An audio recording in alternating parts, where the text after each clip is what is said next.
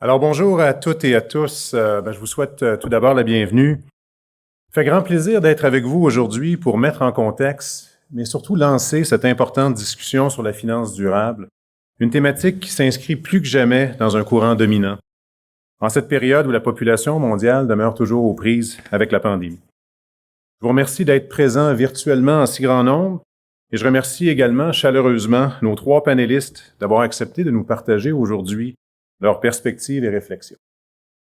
The topic of today's forum, the rise of sustainable finance, could not be better suited to an international conference which has always been focused on the major issues of economic globalization, and which is taking place a bit less than 8 weeks, if that doesn't change, before the opening of the 26th UN Climate Change Conference of the Parties in Glasgow. In fact, the COP26 is not only important for our planet, but also more particularly for the financial sector. The most recent report of the Intergovernmental Panel on Climate Change reminded us sharply of this reality. The scale of changes and the present state of our planet are exceptional and unprecedented in human history. If we manage to bring CO2 emissions down to net zero, global warming can be stabilized.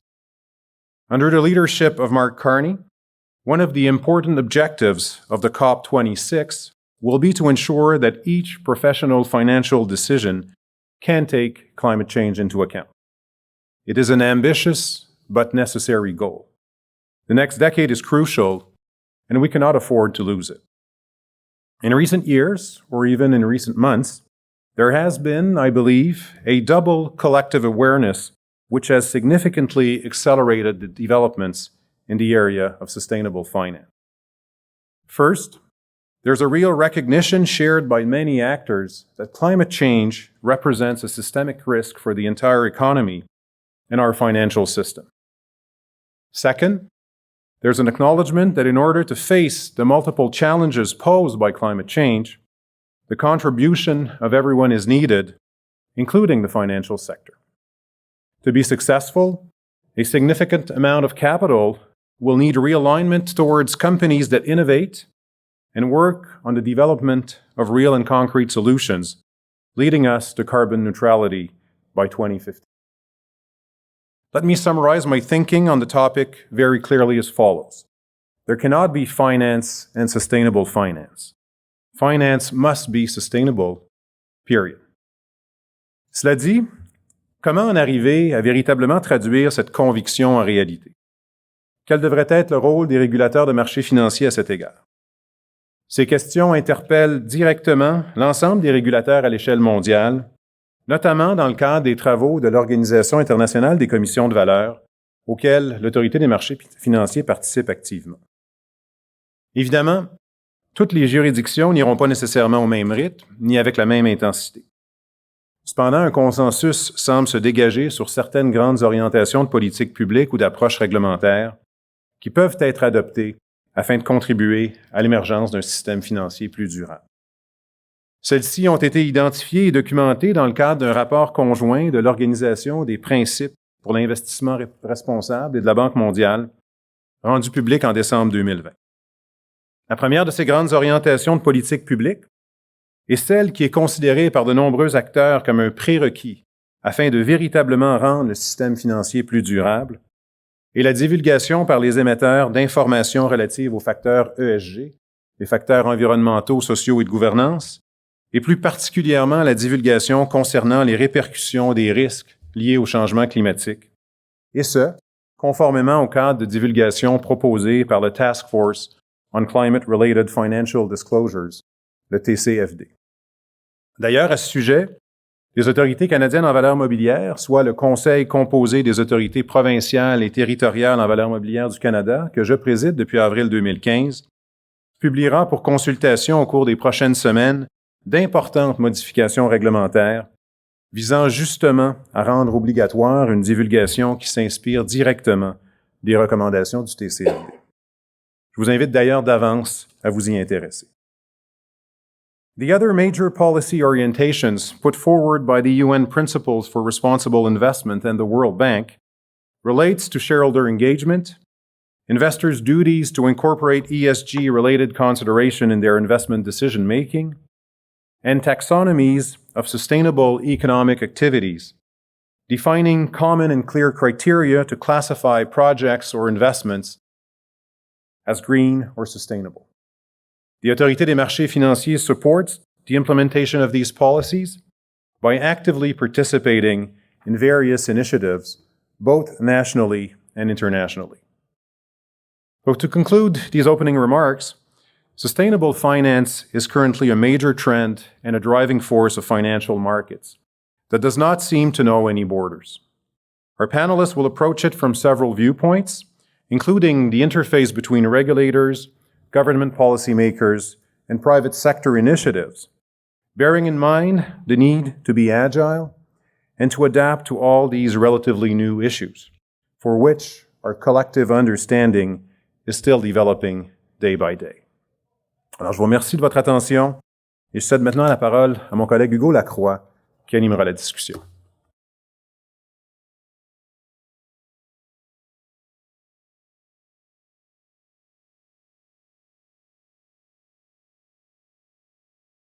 Bonjour, je me présente, Hugo Lacroix, surintendant marché de valeurs à l'Autorité des marchés financiers. Je suis le modérateur de cette session. Thank you, Louis, for setting the table, I think, perfectly for today's panel. Let me begin by introducing our three panelists. Mindful of the time, I will focus on their current position, and their full impressive bios are available on the conference app and website. First, Norrie Campbell. Norrie is Group Head and General Counsel of TD Bank Group. She also leads the bank ESG strategy and is a member of Canada Sustainable Finance Action Council. She is the past chair of TD's Inclusion and Diversity Leadership Council. We also have the pleasure of having Eric Tiddy. Eric is Director General of the Swedish Financial Supervisory Authority. Eric is a member of the board of the International Organization of Securities Commissions and chair of ISCO Task Force on Sustainable Finance. Eric is also members of boards and committees at the Financial Stability Board, the European Systemic Risk Board, and the European Securities and Market Authority. Last but not the least, here with us today, Charles-Antoine Saint-Jean. Charles-Antoine, as President and CEO of CPA Canada, leads one of the largest professional accounting bodies in the world with more than 200,000 members. Norrie, Eric, Charles-Antoine, thank you for being with us today. Mindful of the time, let's move on to the first section of our discussion and talk about the rise of sustainable finance. As Louis outlined in his remarks, sustainable finance is a major trend that knows no borders. Both private and public sector are contributing. As part of their day-to-day assignments, each panelist approach sustainable finance from different viewpoints. Therefore, let's initiate our conversation today by allowing each of them to briefly explain their role, the role they are playing to foster a more sustainable finance sector. Norrie, I'll turn it over to you to start this segment. Well, thank you so much. Very happy to be here. I would like to begin by acknowledging that I'm joining from Toronto, the traditional territory of many nations, including the Mississaugas of the Credit, the Anishinaabe, the Chippewa, the Haudenosaunee, and the Wendat peoples, and now home to many diverse First Nations, Métis, and Inuit peoples. Land acknowledgements are one of the ways for us to recognize and to honor Indigenous communities and their traditional territories. And it also helps increase awareness of the ongoing presence and contribution of Indigenous peoples. It's my pleasure to be joining the International Economic Forum of the Americas for such an important topic towards a fairer and a greener economy. Thank you for the invitation to be here, and thank you, Hugo, for hosting this panel. C'est un plaisir d'être avec vous. Merci pour l'invitation. I'm here today as a representative of the Sustainable Finance Action Council, but also as a member of TD, a bank driven by our purpose with a deep investment in ESG. The Sustainable Finance Action Council was launched earlier this year by the Government of Canada. The Action Council is comprised of CEOs and C-suite executives representing 25 organizations from Canada's deposit-taking institutions, insurance companies, and pension funds, which combined have more than $10 trillion in assets. The Action Council is chaired by Kathy Bardwick, former CEO of the Cooperators Group, and we held our inaugural meeting this summer. The intention is for the Action Council to be a convener of market participants to work together on market infrastructure needed to support a sustainable finance market in Canada. It will serve as a center of expertise, partnership, and public-private dialogue on sustainable finance issues in Canada and internationally, and it will help champion the implementation of sustainable finance best practices across Canada's financial sector and the broader Canadian economy, and support the growth of a well-functioning sustainable finance market in Canada. The creation of it is in itself unusual. It's significant to bring essentially our entire industry together to convene. And I can share that in the early stages of our work, there is excellent engagement right across the sector. What I see is a shared enthusiasm for addressing the challenges of climate change and the collective transition to a low-carbon economy. There is a sense of shared optimism and urgency about our work ahead with federal and provincial authorities. I myself have the pleasure of being the lead on one of the key work streams that's been established under the Action Council. It is specifically focused on work related to disclosure, which as the bank's general counsel and in my responsibilities leading ESG strategy is a topic near and dear to my heart. In addition to the Action Council, the federal government has also created what they call the Official Sector Coordinating Group.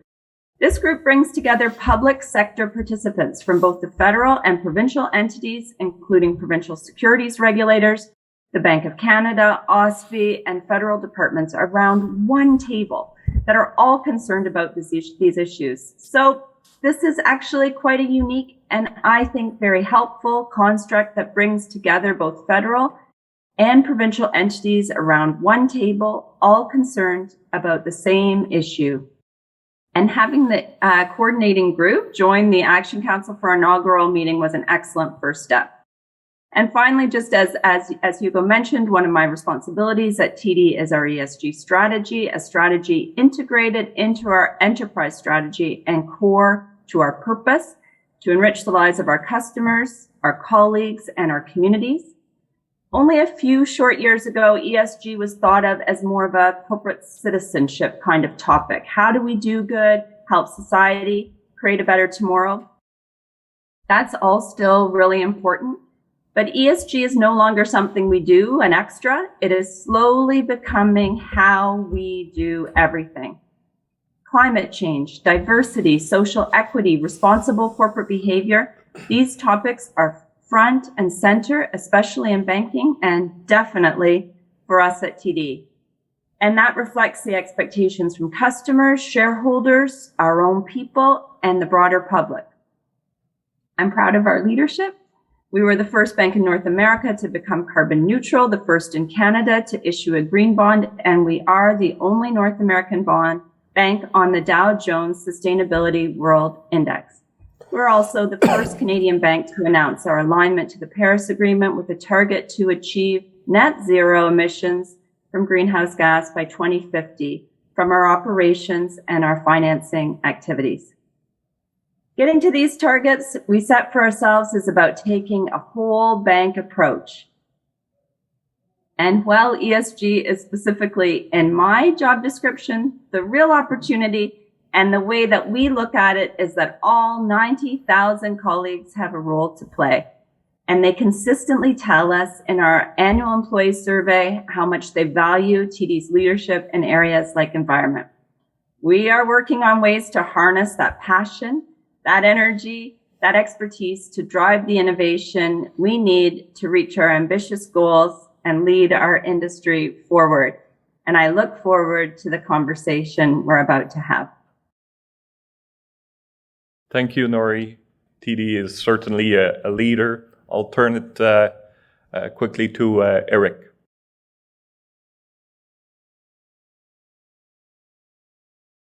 Thank you very much, Hugo, for giving me the floor, and thank you for hosting this important seminar. First, a quick intro. My name is Eric Dean. I work on a day-to-day basis as head of the Swedish Financial Securities Authority, but also, maybe more importantly, for this session, I am chairing and leading the Sustainable Task Force within the IOSCO, the world group for the World Organization for Securities Regulation. So to tackle climate change, we need, I think, extensive policy decisions in the real economy. So in particular, long term, I think carbon prices must go up, reflecting the harm that the carbon is giving to the economy. Since prices around the world do not reflect the cost of emissions, efforts are needed to strengthen the price signal. So in many ways, this I would argue is what sustainable finance is all about, ensuring that short and long-term risks and opportunities are priced properly. Trillions of dollars in assets, of course, the financial industry can facilitate the major change needed by channeling capital away from unsustainable activities to sustainable ones. And to be able to contribute, the financial industry needs decision-useful corporate-level information that is consistent, comparable, and reliable. And that is certainly not the case today. When we started the work with IOSCO Task Force, we surveyed a lot of stakeholders, and the message was very clear. There is too many different standards, which is not comparable. So it's not a question about lack of information. Companies do provide information, but not least the quantity of information is limited, inconsistent, and is, according to many, not detailed enough. The current fragmentation results in confusions that clearly relate to issues that lie firmly within the remit of securities regulators, namely the risk of greenwashing, the integrity of capital markets, and in the longer run, the risk of systemic financial stability risk. So being part of the work of solving the so-called alphabetic soup, the different standards out there, is therefore a relevant issue for IOSCO and the securities regulators. So last year, we established this task force. I'm leading it, and we got a mandate from the board to play a driving role in the effort to improve comparability and consistency when it comes to reporting. And since then, the momentum has been tremendous. Not least, the organization behind the IIFRS is working to set up a structure for sustainability reporting similar to the one that currently exists for financial reporting.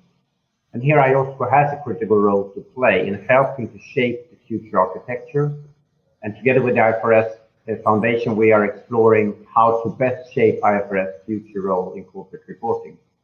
And the core question is identifying the changes needed to incorporate climate, especially climate, while retaining the strength of the current system when it comes to reporting. And we're also engaging to ensure that future standard meets the needs of capital markets in terms of content and metrics. In brief, we are focusing on investor-based focused information, disclosure that reflects how sustainability factors could impact enterprise values in short, medium, and long term. So it's not only about identifying the green or brown company today, but also, and probably more importantly, identifying those that might be not be green today, but have a realistic strategy to transition for the transition, and those who probably will not make it. So in short, we are exploring ways to make the information bringing the future into the present. Our goal is to achieve a global baseline for corporate sustainability-related standards. So this is important word, baseline. So we acknowledge that there will be separate standards in different regions, EU, the US, probably also in Canada and other important jurisdictions, but there need to be some kind of common language baseline that is unifying these different standards. And hopefully IIFRS could be the standard given its presence when it comes to financial reporting. And I think increased transparency will increase investors' ability to identify winners and losers, and in the end, accelerate the transition into a carbon-free world. Let me, before I end, just comment a little bit on the ongoing debate initiated by Tariq Fancy, former Chief Investment Officer of Sustainable Investing at BlackRock, who says that financial industry's work on sustainability is actually delaying real change. And to some extent, I think he raises important issues, namely that the focus on financial systems' role in tackling climate change should not mislead us in thinking that the real societal change is not needed. I agree that there's a risk of high expectation on what green investments can achieve. One thing is clear, the crucial measures lie outside the financial system. As long as the emissions in large parts of the world are priced well below what is needed to reach the Paris Agreement, and as long as we don't reduce emissions, our achievements will definitely be insufficient. But and in contrast to Tariq Fancy, I do think that the financial system also in its work today play an important role in accelerating the development needed for the real economy. And especially if the pricing are correct, that role of the financial industry will even be more important. And this is why the work on transparency, which I also play a role in, is so important. So with that, I'll stop. Thank you, Eric. I know that finding that common language will certainly be a recurrent theme in our discussion today. Just to conclude this round of introductory remarks, I'll turn it over to Charles-Antoine Saint-Jean. Merci bien de l'invitation de participer à ce panel et à la conférence. C'est un grand plaisir d'être ici à titre de président chef de direction de CPA Canada. CPA Canada, comme mentionné plus tôt, ça représente 220 000 professionnels ici au Canada, donc qui est une des plus grandes organisations de comptables professionnels au monde. Et mon rôle, c'est d'essayer de guider la profession vers les endroits où on peut ajouter davantage de valeur à nos partenaires de l'économie canadienne. Donc, un des secteurs donc, qui est émergé comme un des plus importants au cours des dernières années, c'est vraiment toute la question de ESG, donc qui va compléter à ce moment-là les activités que l'on fait déjà donc, avec tous les partenaires de l'économie. Donc, lorsqu'on regarde toute cette question, on est en train de refaire d'ailleurs toute notre la cartographie des compétences qui sont requises pour les comptables professionnels d'aujourd'hui et de demain. Et on voit donc que toute la question de ESG donc, elle devient de plus en plus importante. Ce qui veut dire c'est des nouvelles connaissances, des nouvelles capacités aussi donc qui sont nécessaires donc, pour nos professionnels pour bien supporter l'économie canadienne. Donc, c'est un des aspects sur lesquels on travaille dans le moment. Mais il y a aussi un autre aspect donc, qui est très important, on l'a mentionné un peu plus tôt, c'est la question donc, du Conseil des normes sur la durabilité, donc, qui est en discussion avec la Fondation IIFRS. C'est un secteur où c'est une initiative donc, les CPA Canada donc, a à cœur depuis plusieurs années. Comment est-ce qu'on peut aider toute cette question-là?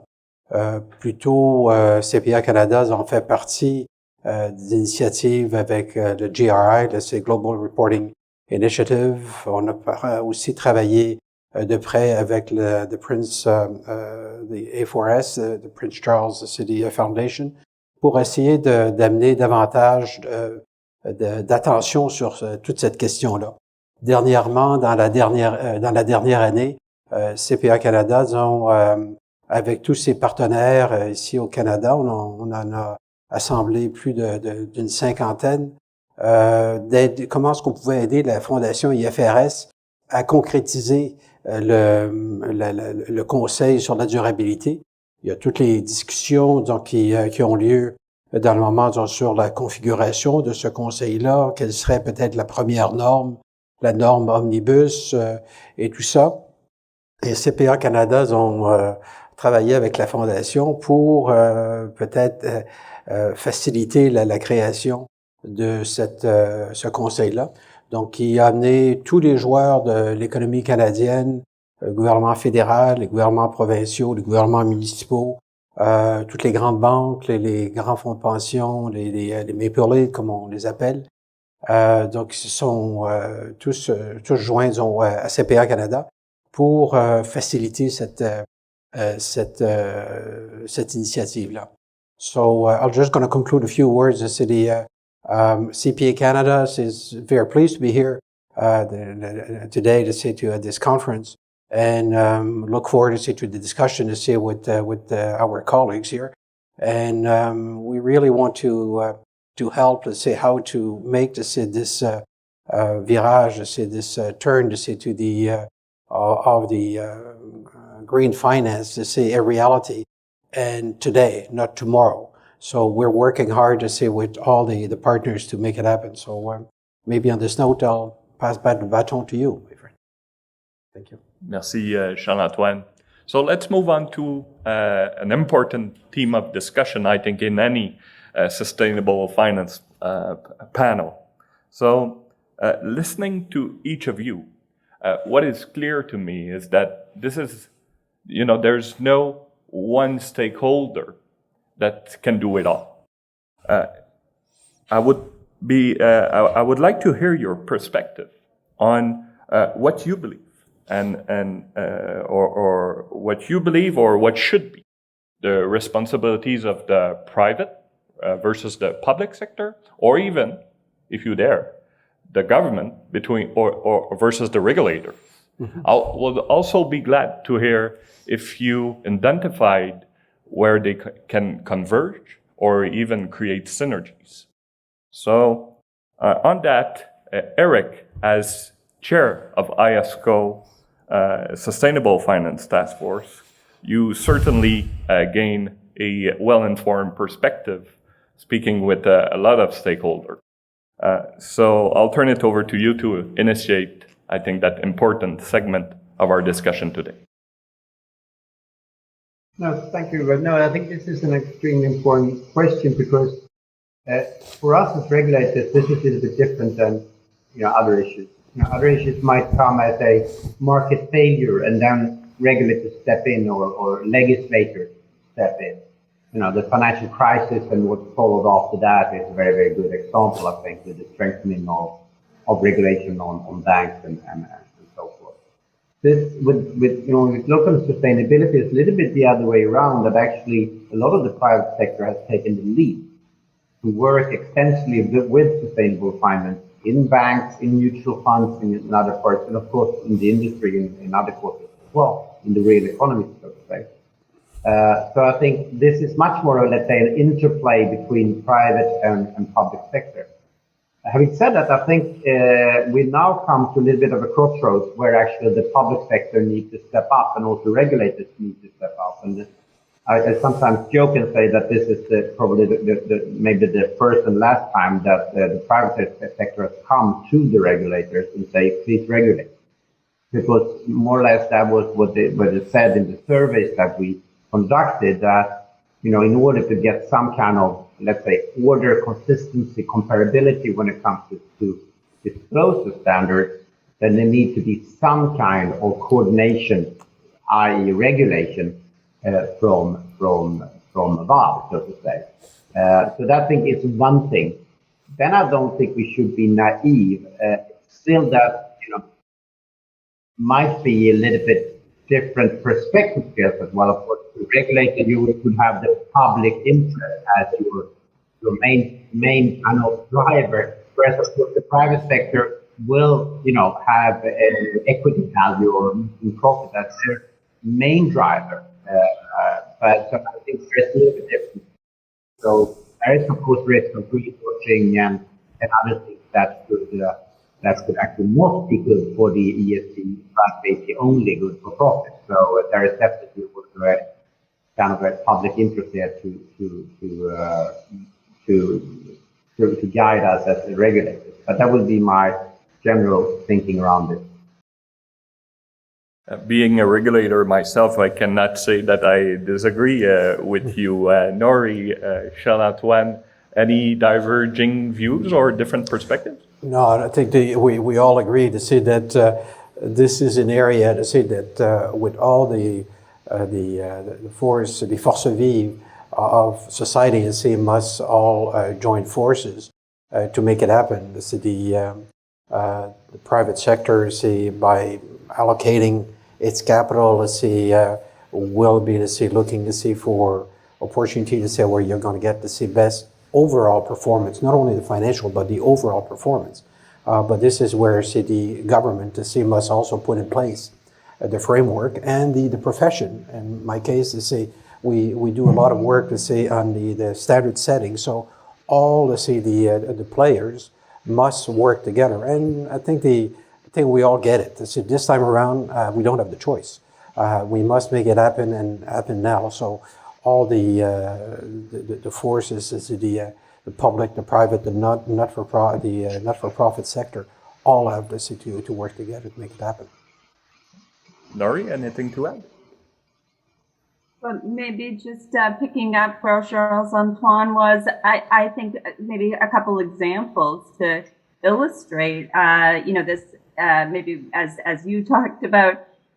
I know, Hugo, about doing better faster, and Eric's comment on what will actually accelerate. And so I think the fun part, I guess, about ESG is there's lots of work to go around, and this very, very high need for collaboration among the many stakeholders that Charles-Antoine just went through. And I guess, let me give one example to think about. Think about the power grid.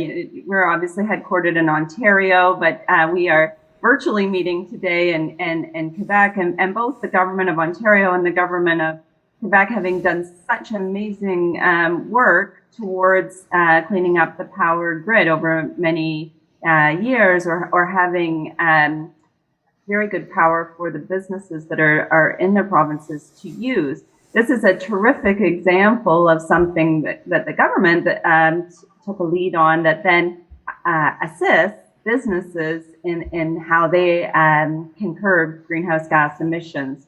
Or if we look at what's going to happen in EV cars, lots of opportunity for the private sector to make improvements, to innovate, to find better solutions.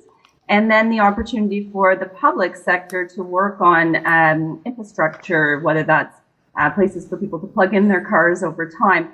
Those sorts of areas by government can really accelerate transition. And so I think our opportunity through tables like the Sustainable Finance Action Council that I spoke about in my introductory remarks, to come to priorities. This is a very broad field, and to figure out where can each make the biggest impact. These are really great conversations to be having as we move forward.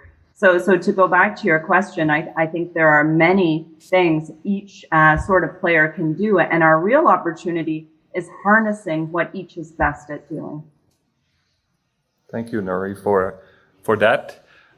So I think you will find my next question quite on point, because I've heard in, I think, each of your remarks the word collaboration. So let me frame it like this. Multiplicity of voluntary standard is often pictured as a hurdle, hampering progress, limiting comparability, or worse, enabling greenwashing. Great announcements have been made in the past years. The question is, are they simply expression of good intention, or will they lead to significant changes? On the other hand, is harmonization always the right outcome? So on this one, Charles-Antoine, considering your ties with the IIFRS Foundation, I'm sure the audience is eager to hear your perspective. And thank you for the question. It's true at the moment there's a multiplicity of framework that makes your head spin in terms of what is the standard that must be compliant today and every year there's more of those, so the cost of compliance goes up and also the credibility to a certain extent goes down because at some point it's more cherry picking what the city. So do I think that there's a need for convergence and for harmony? Yes, but a bit like was said earlier on, we also have to be realistic. So that when we're talking about multi-layered kind of standard, that one could be in place for everyone to follow, and then every region or country will have some additional. But at least if we can get commonality on this, it will happen. It's happening. It's happening right now. And maybe just a word that I should have mentioned earlier on is that when we're talking about all the participants, I'm also, and I just want to make sure that everybody should know that First Nation need to be there too. First Nation of Canada, but First Nation of the world as well. And I was very, very pleased to see that that's part of the initiative that we did. This is the second partner to the initiative to help the foundation was the First Nation of Canada. So you joined us, they said, yeah, we're in. We're going to be with you because it's important. So yes, it will happen. Harmonization will help, but maybe at two steps. So Eric, IESCO created that task force on sustainable finance that you are chair. If I remember correctly, the multiplicity of standard is front and center to as a challenge identified. IESCO has, I think, important ties and is currently working with IFRS.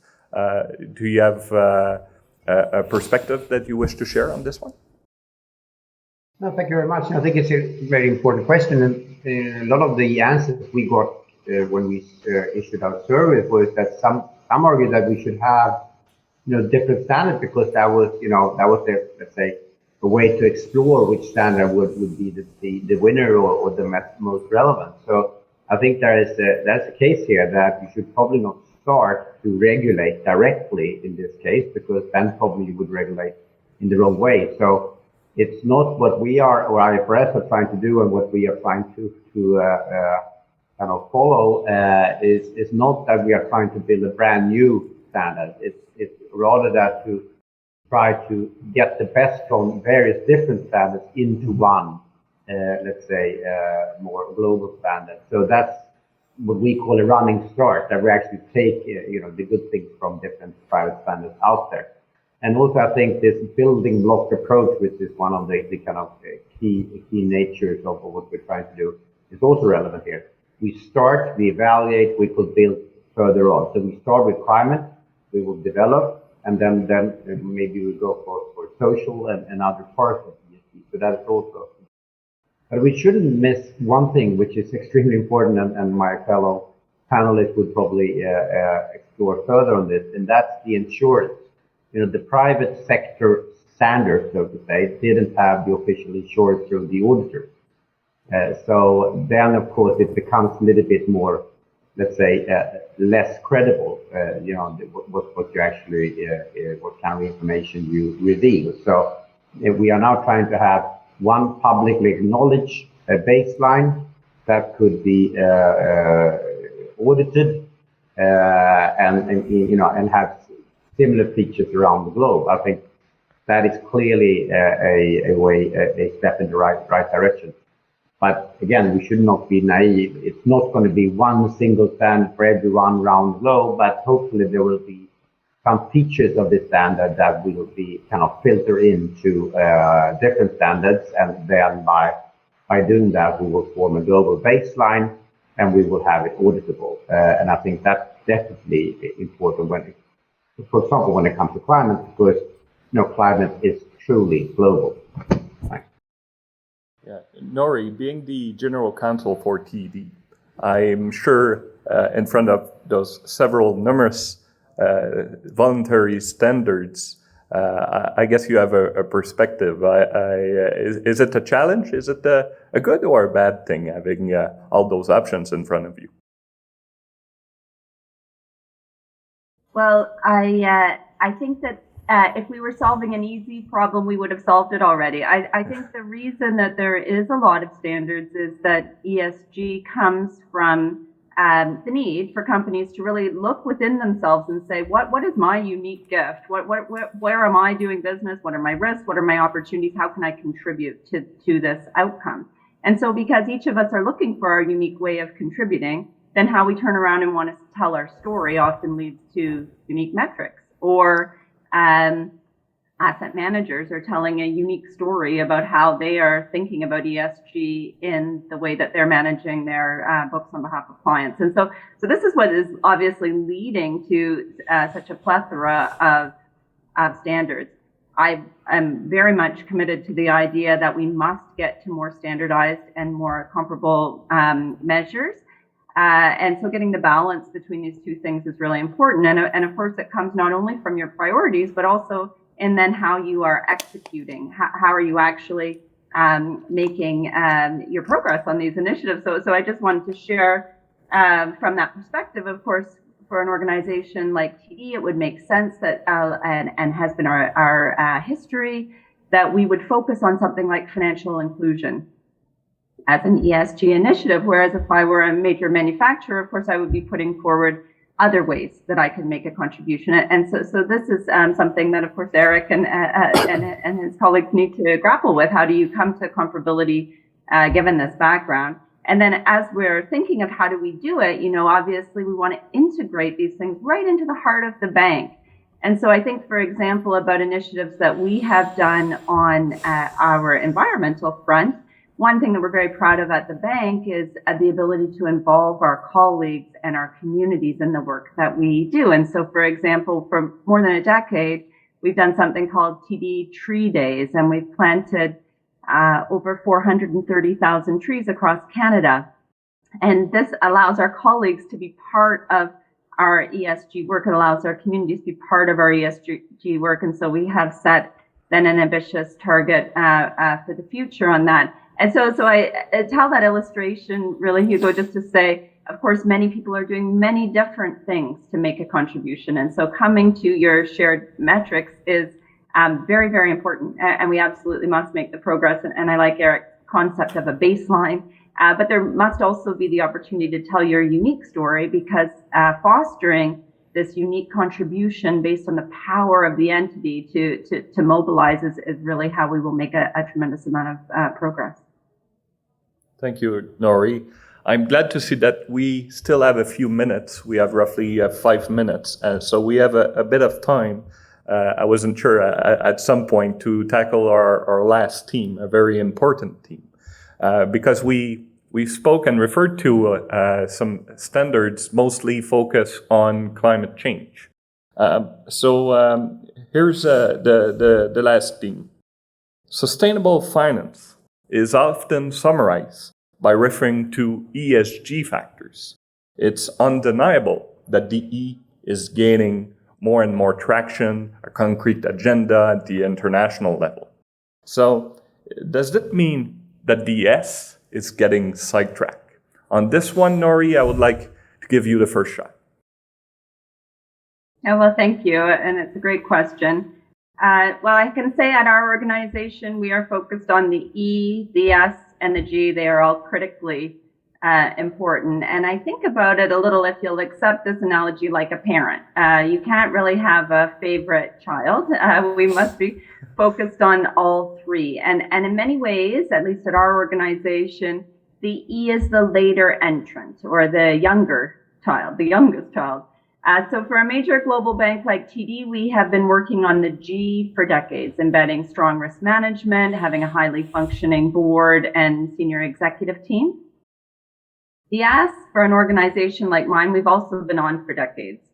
For example, I have had the pleasure, and you mentioned this in your opening comments, Hugo, to work on our diversity and inclusion strategy at TD for almost 2 decades. And when I think about those 2 decades, we started with the recognition that to make progress on a multi-pillared diversity strategy, we needed to build a culture of respect across TD and take our team on what is a very rewarding learning journey on diversity and inclusion. And that kind of foundational build, that is a very heavy lift, but it is critically important to sustain success in diversity and inclusion. About a decade in, we realized that we could make a seismic change, and that was to move from being focused only on diversity, thinking about the diverse individual, and instead opening up to inclusion. How do you bring the whole organization to thinking about diversity and inclusion? How does every single TD banker contribute to having the workplace where everyone can thrive, bring their whole self to work, realize their full potential? And then finally, for the years that I had the lead of our Diversity Council, we really opened up the aperture again and said we needed to be focused on diversity and inclusion across customer, colleague, and community. We had to bring our deep commitment out to all of those. I tell this story of the G journey and the D&I part of the S journey because I think it informs the newer journey, the E journey, what we have learned. What we've learned to be successful in the S and the G is we had to do it our own unique TD way. That the real magic came when we were able to engage all 90,000 TD bankers and show each of them how they could contribute, that we had to embed it in every aspect of our work, not leave it to the side or in a silo. There is a global urgency to the E. There is a lot of learning to the E that goes beyond the typical learning of a banker with EBITDA or debt ratios. There is the need for many, many players at the table, as we've been talking about today, and all that adds to the sense of the E overwhelming the E and the S and the G. But to my mind, we must think of all of them. They must be advanced together. The E challenges of today, unaddressed or misaddressed, are the S challenges of tomorrow. Tackling the E without building a governance foundation is an E and a G problem of tomorrow. So there just cannot be a favorite child, although there may be a child with some urgent and specialized challenges to understand and manage.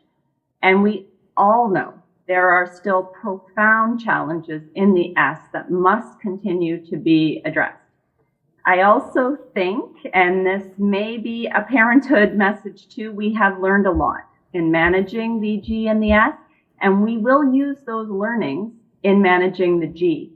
And in managing the E. And some of those learnings are what not to do. We learned what not to do for sure, but also lessons of what to do. So let me give you an example, and I'll turn it back to you, Hugo. Last year, our board looked at the role of ESG in executive compensation.